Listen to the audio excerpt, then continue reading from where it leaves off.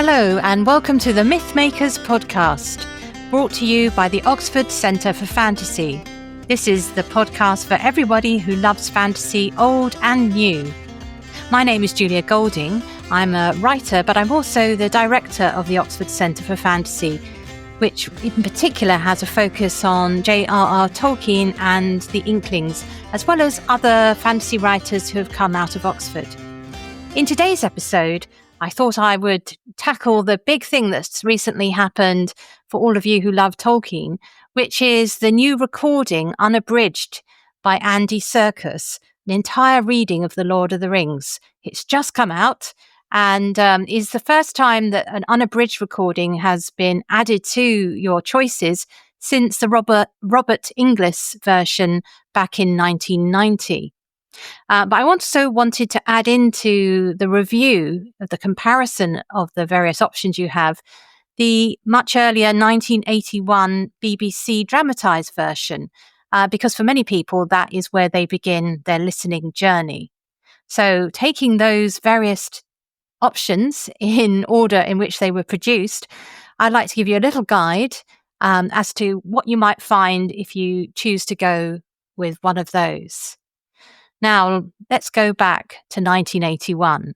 I actually remember this being made. It was a huge part of my childhood, that the fact the BBC had done this fantastic version. It was dramatised in 26 episodes. And in those days, of course, it wasn't on demand. You had to wait with your cassette tape recorder to record them if you wanted to listen again. And I have to admit to doing that. The cast was stellar. Some of the names many of you will recognise. So Ian Holm played Frodo in the BBC version, and he returned as Bilbo in the Peter Jackson films. But Gandalf was played by a man who was like a very well-known actor of the time, Michael Hordern. I actually knew him as a child because he was the voice of the Paddington cartoons, but he also was a very notable film actor. Robert Stevens, he is perhaps also known for being once married to Maggie Smith. He played Aragorn. And Bill Nighy played Sam.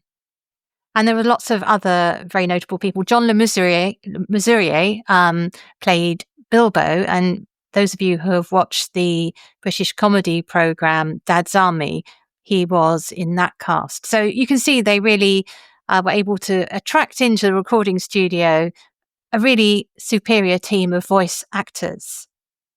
Now, a really nice thing about the BBC version is that it was directed by two women, Jane Morgan and Penny Lester, and they did a really excellent job in choosing their material, dividing it up. They brought along Stephen Oliver, whose music I think is definitely amongst the best versions of the songs, extremely singable. And they also had little extras at the end of some of the episodes where you could have even more songs if you wanted. Like I remembered there was an extra set from Treebeard at one point in the Two Towers. So they did a really, really excellent job in bringing the poetry of Tolkien into the dramatisation. I think that one thing to point out is they took some cuts. Like Peter Jackson did, they didn't include Tom Bombadil. There was there is a argument that Lord of the Rings, The Fellowship of the Ring takes a long time to get going, and the Tom Bombadil material isn't really important later on in the plot. So it's an obvious cut if you want to slim down your offering. They also had really good, simple special effects. So when you listen to it, you do feel if you lay in bed or in the car or wherever you are, you really feel in the world with sort of wind sounds and the idea of particularly the Black Riders. They have a very ghostly tone.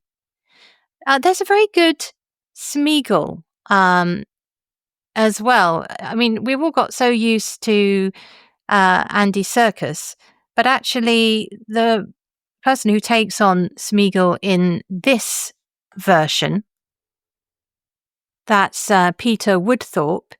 He for me, until I saw the Peter Jackson films, he was the Smeagol, the voice of, and he had previously voiced the same character in the Ralph Bakshi animated version.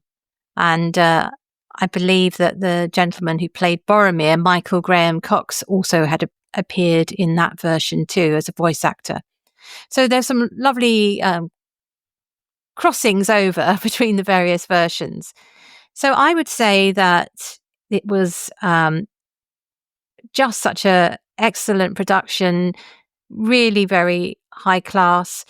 For me, the voice that I didn't quite warm to, and this perhaps is just a personal taste, is I found Robert Stevens as Aragorn he felt older, and I happened to sort of already know what Robert Stevens looked like because he'd appeared in some children's dramas at the time. And he had played a bad guy in a version of, I think it was A Box of Delights, the John Masefield story.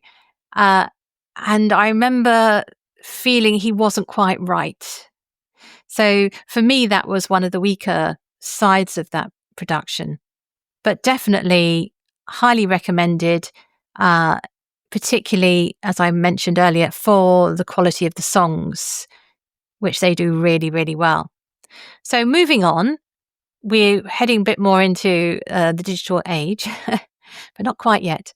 In 1990, an actor called Robert Inglis sat down and recorded an unabridged version of The Lord of the Rings. It was directed by Claudia Howard, and the music is a variety of either music sort of noted by Tolkien, something that Robert Inglis had, I'm not sure if his name is Inglis or Ingalls. I think I'll go with Ingalls. He'd made up himself, and also Claudia Howard also added some music too. In the production, I think they re-released it at around the same time as the films. It has some very nice musical interludes that signal the end of a book and the beginning of another. They use this same production note in the Martin Shaw version of Silmarillion, and then really well chosen, a sense of almost like the leaving the tide is leaving, and I think it really adds to that version. What do you get when you listen to Robert Inglis? Well, you get a very professorial tone. It almost, I kind of tell myself, it's a bit like sitting listening to Tolkien read it to you, and that is a big plus point. He's very good. He doesn't push too far away from a reading voice. It's not a dramatised reading, but he does find a lot of different notes, and you're never confused by who's speaking. He does an extremely good job, and I think it's very listenable. It's definitely has a quality about it which is very relaxing, and the perfect audiobook in a sense that you can just let it wash through you and wash over you, and you go with the story. I think that perhaps he's less good on how to put this, because it feels a bit like a period piece. I'm almost surprised to find it was recorded in 1990, because he feels like he could have recorded it in 1950. There is an element of it feeling slightly old-fashioned. I think it might be the tone and the feeling of a gentleman of a certain age. So what you're getting, as I'm saying, is it does feel quite appropriate to imagining it being a bit like Tolkien reading to you. So let us move on now to the big new player in the field, and that is Andy Serkis's version. Now, I think it's really interesting finding Andy Serkis having dedicated what must have been a very large part of his life recently. Maybe it was a lockdown project to recording this. And I think that what you get, of course, is it feels much more familiar to people who have come at Tolkien from the film. So the very first thing to say is when he chooses a character voice, he very often is channeling what you see from the screen thanks to Peter Jackson. So, for example, the choice to make Pippin Scottish. The Shire is a very small place, and it's quite funny to think that within such a small area, there are such wildly different accents, which is perfectly fine. And I can see that it distinguishes the hobbits from each other. But I'm also thinking of course, Billy Boyd as he does the voice. It's fine, but just to warn you that there is that element of hearing film actors underneath what Andy Serkis is doing. The other thing that the other actor who is very clearly an inspiration for a voice is Boromir. Totally Sean Bean. Very good interpretation of Sean Bean. Again, the choice of a northern accent there. So that I think will please lots of people because they will sort of be clued in. They can imagine almost seeing a version of the film in their imagination happening. The other thing about Andy Serkis's approach is, unlike Robert Inglis, who, as I said, had more of a reading voice and doesn't push too far into the drama, there is more energy and more performance behind Andy Serkis's version. So in terms of listening experience, there is peaks and troughs. It's actually more it's more dramatic, and it is a performance as opposed to a reading, if I can draw that distinction. I have to have some caveats. There are a couple of things in it which for me are a problem, and they come particularly at the beginning of The Fellowship of the Ring, which is he's not that great at singing the Hobbit songs. He does get better, I felt, as The Fellowship of the Rings went on, but there are some pretty ropey songs. Either he's not been given a great tune or he's decided they don't sing very well. And that was a bit off-putting. And the section which I find really difficult and disappointing was Tom Bombadil. He's gone for a very bombastic tone, and it's just really jarred for me. I disliked it intensely. If I'm going to listen alongside, I would go and listen to that chapter done by Robert Inglis in future, who doesn't send it up as much. It may be that because this character didn't appear in the films, there wasn't a sense of who he could be. And he comes across as being, he doesn't seem to have the gravity or the depth and this earth. He's the oldest creature ever alive. And the Andy Serkis version makes him feel really annoying. So I don't recommend those chapters. But everything else I've thoroughly enjoyed. And massive, massive plus point, which is why you might go for this version over the others if you're a Tolkien nerd, is that when it's said to be an unabridged version, it is an unabridged version. He does the prefatory material. The Tolkien introduction is absolutely fascinating as a scene setter for what you go on to hear. And the appendices. Now, that is a really bold choice by the people who've produced this audiobook, but hooray. So now you can actually hear the appendices read as well, which is great. That's new material, and I think is worth definitely buying Return of the King. If you've already got, say, the Robert Inglis version, you might want to say, pick that one because you've got a whole load of new material at the end. And of course, he gets to be Gollum again. So that's pretty good, isn't it? I find the strongest voices for me in what he's done, the suite of voices he's done, I really like Frodo and Sam. I think they're really good. And also his Aragorn is great. It's a sort of slightly deeper Andy Serkis voice. Very attractive. It doesn't have the problem I found with the Robert Stevens of being too plummy. It's got a very... it's not a takeoff of Viggo Mortensen at all. If you're looking for a voice actor of whom it's a bit like, it sounds a bit like Clive Lewis. It's got a very nice tone. and you can think, yeah, this is one of the heroes. So thank you very much, Audible, for giving us yet more hours of Tolkien to enjoy.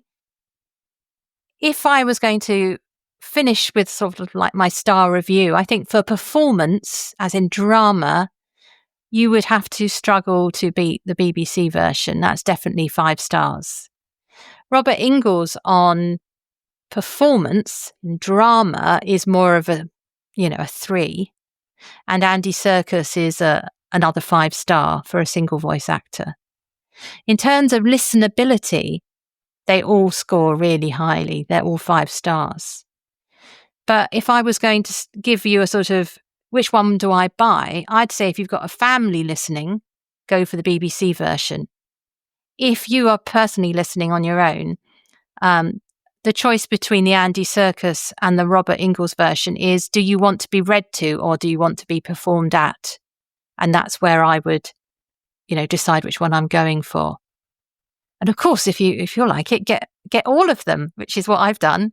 And depending how I feel, I choose the one I want to. So thank you very much for listening. And that's my view on the audio versions. But before we leave, I always, in every podcast, try and choose where in the world is the best place to go. And for this episode, I thought we'd choose where in the fantasy world is the best place to be ill. Because listening to The Lord of the Rings again reminded me just how often, particularly Frodo, gets ill or gets wounded, and how important healing and medicine is. Now, obviously, you might say the best place to go in Tolkien's world for healing would be the houses of healing in Minas Tirith. Or of course, Rivendell, where you've got Elrond as the sort of master healer. But I was also thinking outside of Tolkien's world. I'm very fond of a fantasy series that starts with a book called War Prize by Elizabeth Vaughan. And what I like about that series is that the character arc of the main character is that she brings, it's not about magic or anything like that. She brings conventional medicine to the invaders who come to her country. She's handed over as a war prize, and her role is to teach these people the importance of healing. And I really enjoy that. That's the dilemma. It's an unusual dilemma to have in a fantasy book, that her job is to persuade them that, you don't just kill somebody when they get injured. They give them the mercy stroke because, a broken leg meant they'd never be able to be a warrior again. She is turning around their traditions and their understandings about strength, weakness, and what is really strong isn't necessarily muscles. It's intelligence and caring and all those kind of things. So in a sense, I would say the best place for healing might be in Elizabeth Vaughan's War Prize, just to ring the changes, not always choosing Tolkien, you see. Though, of course, going to C.S. Lewis, it's very useful to have Lucy's Cordial on hand, because that seems a very quick pick-me-up, pretty much almost bringing you back from the dead. So not quite, but almost. So that's also a little, if you're going to travel, have Lucy's Cordial with you. That would help. So that's the answer to where in the world. I hope that you've also had a chance to listen to our podcast that we did with the live stream about the forthcoming Amazon Prime series set in Tolkien's Second Age, where I was joined by Paula Calamaris, writer, and Ty Truesdale, filmmaker. If you haven't caught up with that yet, it's available on YouTube, Facebook, and also as a podcast. So please do check that out and let us know what you think. So until next time, thank you very much for joining us here at Mythmakers. Goodbye.